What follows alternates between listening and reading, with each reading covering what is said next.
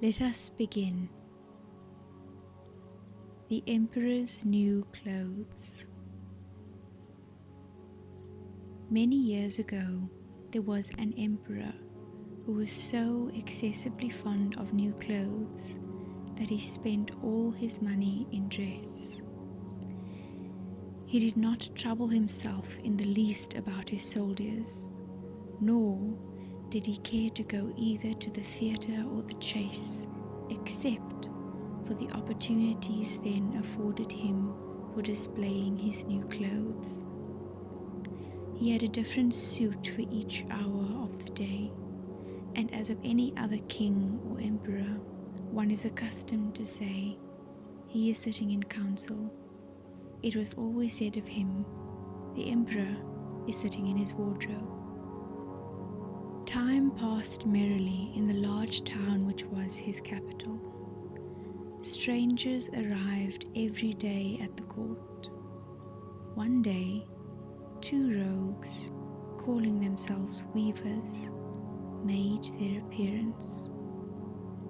They gave out that they knew how to weave stuffs of the most beautiful colors and elaborate patterns, the clothes manufactured from which should have the wonderful property of remaining invisible to everyone who was unfit for the office he held, or who was extraordinarily simple in character. These must indeed be splendid clothes, thought the emperor. Had I such a suit, I might at once find out what men in my realms are unfit for their office, and also be able to distinguish the wise from the foolish. This stuff must be woven for me immediately. And he caused large sums of money to be given to both the weavers in order that they might begin their work directly. So the 2 pretended weavers set up 2 looms and affected to work very busily, though in reality they did nothing at all. They asked for the most delicate silk and the purest gold thread, put both into their own knapsacks, and then continued their pretended work at the empty looms until late at night. "I should like to know how the weavers are getting on with my cloth," said the emperor to himself after some little time had elapsed. He was, however, rather embarrassed when he remembered that a simpleton or one unfit for his office would be unable to see the manufacture. To be sure, he thought he had nothing to risk in his own person, but yet he would prefer sending somebody else to bring him intelligence about the weavers and their work before he troubled himself in the affair. All the people throughout the city had heard of the wonderful property the cloth was to possess, and all were anxious to learn how wise or how ignorant their neighbors might prove to be. "I will send my faithful old minister to the weavers," said the emperor at last, after some deliberation. "He will be best able to see how the cloth looks, for he is a man of sense, and no one can be more suitable for his office than he is." So the faithful old minister went into the hall where the knaves were working with all their might at their empty looms. "What can be the meaning of this?" thought the old man, opening his eyes very wide. "I cannot discover the least bit of thread on the looms." However, he did not express his thoughts aloud. The impostors requested him very courteously to be so good as to come nearer their looms, and then asked him whether the design pleased him and whether the colors were not very beautiful, at the same time pointing to the empty frames. The poor old minister looked and looked. He could not discover anything on the looms, for a very good reason. There was nothing there. What? Thought he again. Is it possible that I am a simpleton? I have never thought so myself, and no one must know it if I am so. Can it be that I am unfit for my office? No, that must not be said either. I will never confess that I could not see the stuff. Well, Sir Minister, said one of the knaves, still pretending to work, you do not say whether the stuff pleases you. Oh, it is excellent, replied the old minister, looking at the loom through his spectacles. This pattern and the colours, yes, I will tell the emperor without delay how very beautiful I think them. We shall be much obliged to you, said the impostors, and then they named the different colours and described the pattern of the pretended stuff. The old minister listened attentively to their words in order that he might repeat them to the emperor, and then the knaves asked for more silk and gold, saying that it was necessary to complete what they had begun. However, they put all that was given them into their knapsacks and continued to work with as much apparent diligence as before at their empty looms. The emperor now sent another officer of his court to see how the men were getting on, and to ascertain whether the cloth would soon be ready. It was just the same with this gentleman as with the minister. He surveyed the looms on all sides, but could see nothing at all but the empty frames. Does not the stuff appear as beautiful to you as it did to my lord the minister? Asked the impostors of the emperor's second ambassador, at the same time making the same gestures as before, and talking of the design and colours which were not there. I certainly am not stupid, thought the messenger. It must be that I am not fit for my good, profitable office. That is very odd. However, no one shall know anything about it. And accordingly, he praised the stuff he could not see, and declared that he was delighted with both colours and patterns. Indeed, please your imperial majesty, said he to his sovereign when he returned, the cloth which the weavers are preparing is extraordinarily magnificent. The whole city was talking of the splendid cloth which the emperor had ordered to be woven at his own expense. And now the emperor himself wished to see the costly manufacture while it was still in the loom.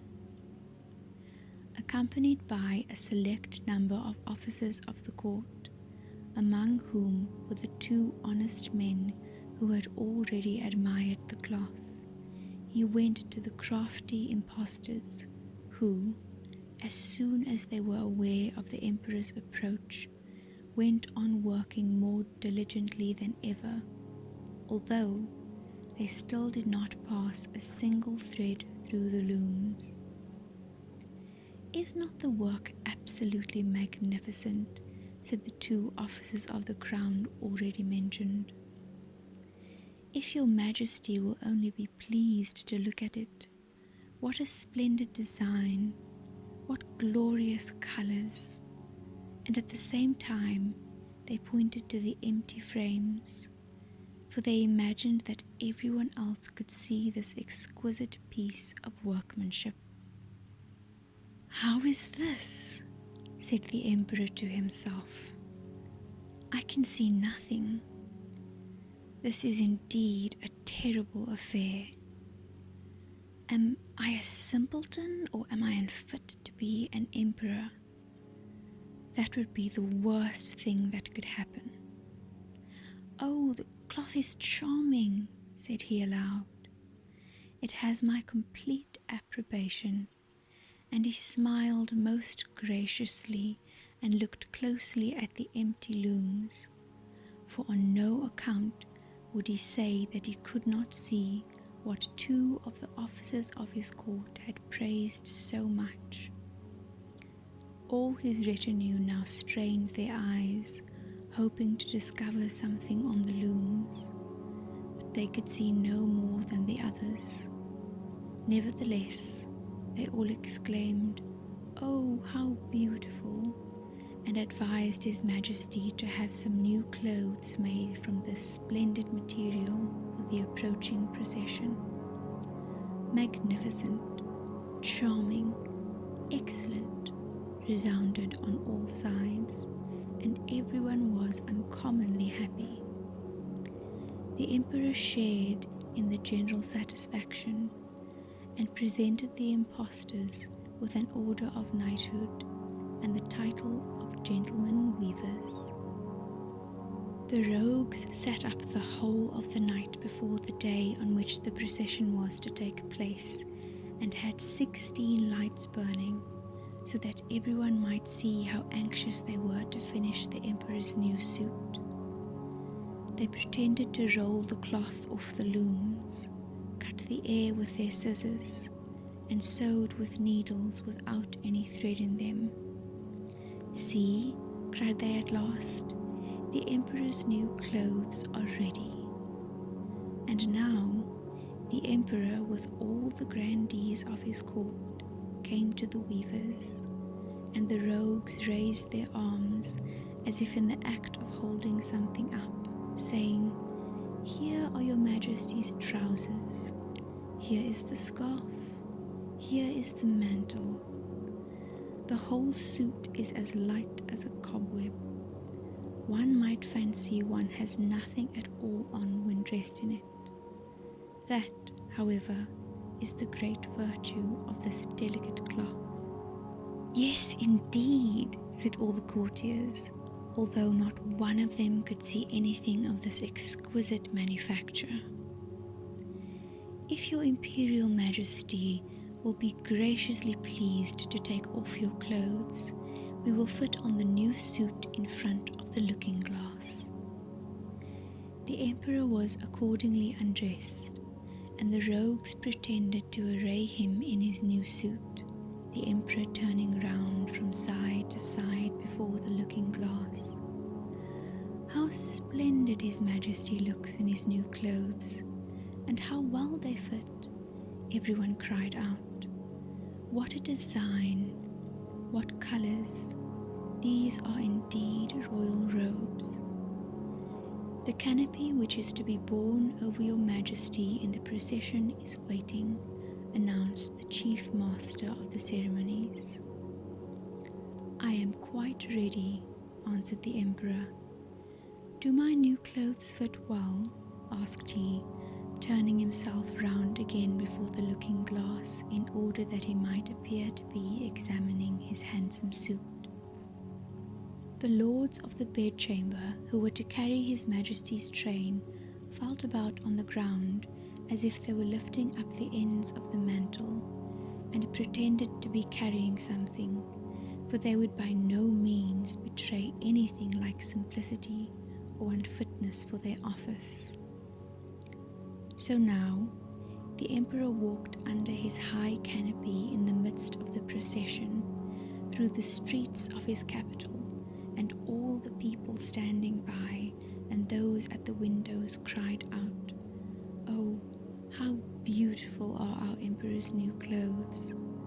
What a magnificent train there is to the mantle, and how gracefully the scarf hangs!" In short, no one would allow that he could not see these much admired clothes, because in doing so he would have declared himself either a simpleton or unfit for his office. Certainly none of the Emperor's various suits had ever made so great an impression as these invisible ones. "But the Emperor has nothing at all on," said a little child. "Listen to the voice of innocence," exclaimed his father, and what the child had said was whispered from one to another. "But he has nothing at all on," at last cried out all the people. The emperor was vexed, for he knew that the people were right, but he thought the procession must go on now, and the lords of the bedchamber took greater pains than ever to appear holding up a train, although in reality there was no train to hold. And that is that.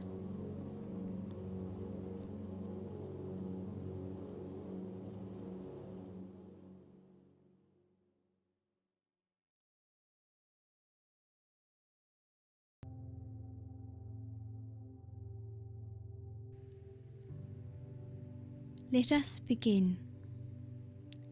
The Little Match Girl.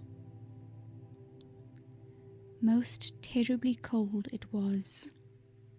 It snowed and was nearly quite dark and evening, the last evening of the year.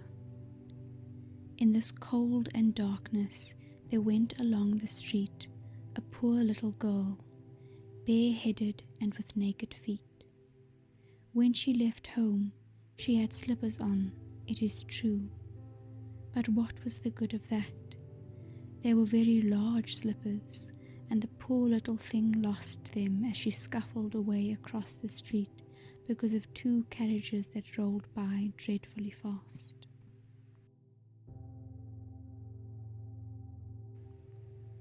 So the little maiden walked on with her tiny naked feet that were quite red and blue from cold.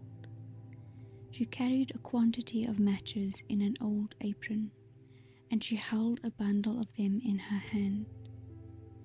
Nobody had bought anything of her the whole day. No one had given her a single farthing. She crept along, trembling with cold and hunger. A very picture of sorrow, the poor little thing.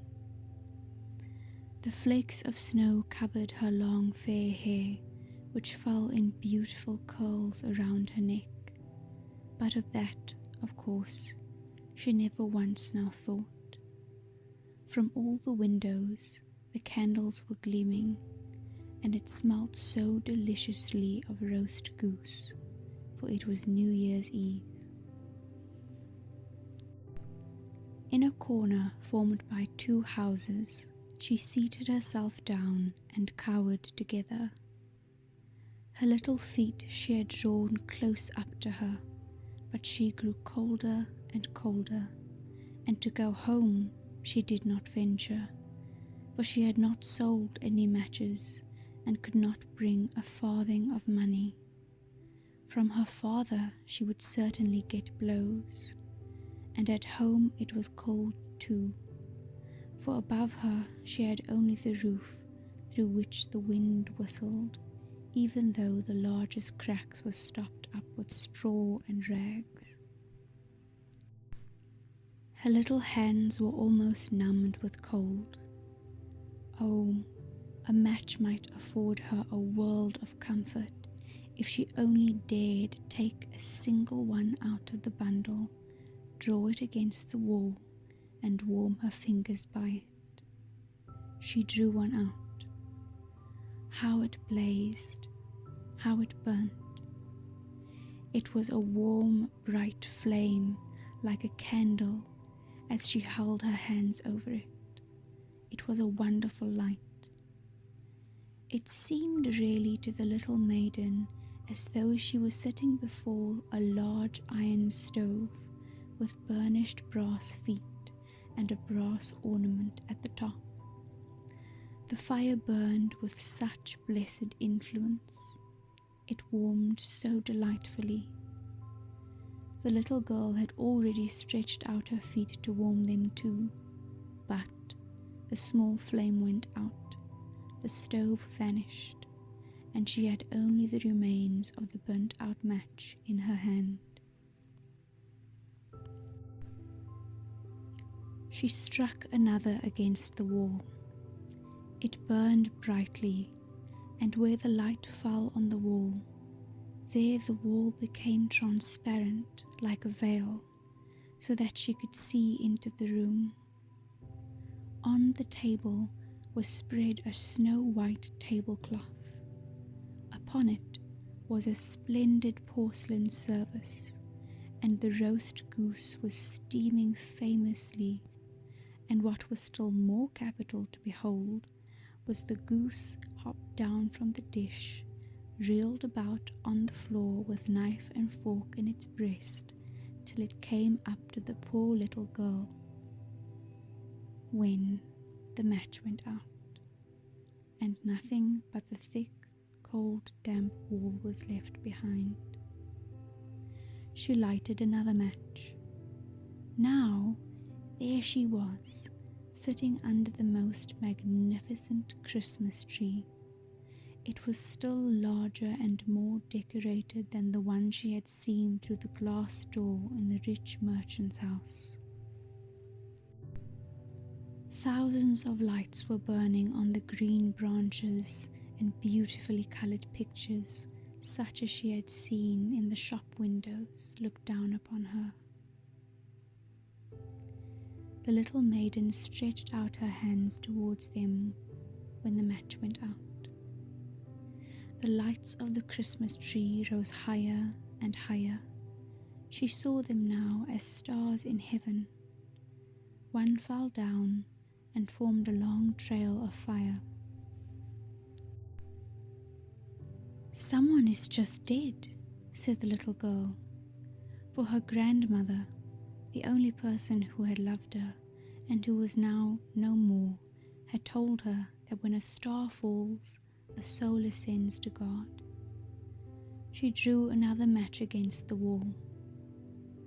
It was again light, and in the lustre there stood the old grandmother, so bright and radiant, so mild, and with such an expression of love. "Grandmother," cried the little one, "oh, take me with you. You go away when the match burns out. You vanish like the warm stove, like the delicious roast goose, like the magnificent Christmas tree." And she struck the whole bundle of matches quickly against the wall, for she wanted to be quite sure of keeping her grandmother near her. And the matches gave such a brilliant light that it was brighter than at noonday. Never formerly had the grandmother been so beautiful and so tall. She took the little maiden on her arm, and both flew in brightness and in joy so high, so very high.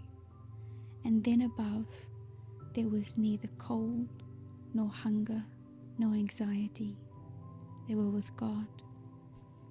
But in the corner at the cold hour of dawn sat the poor little girl, with rosy cheeks and with a smiling mouth, leaning against the wall, frozen to death on the last evening of the old year.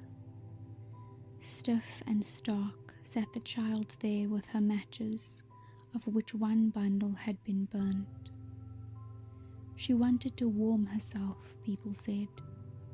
No one had the slightest suspicion of what beautiful things she had seen. No one even dreamed of the splendor in which, with her grandmother, she had entered on the joys of a new year. And that is that.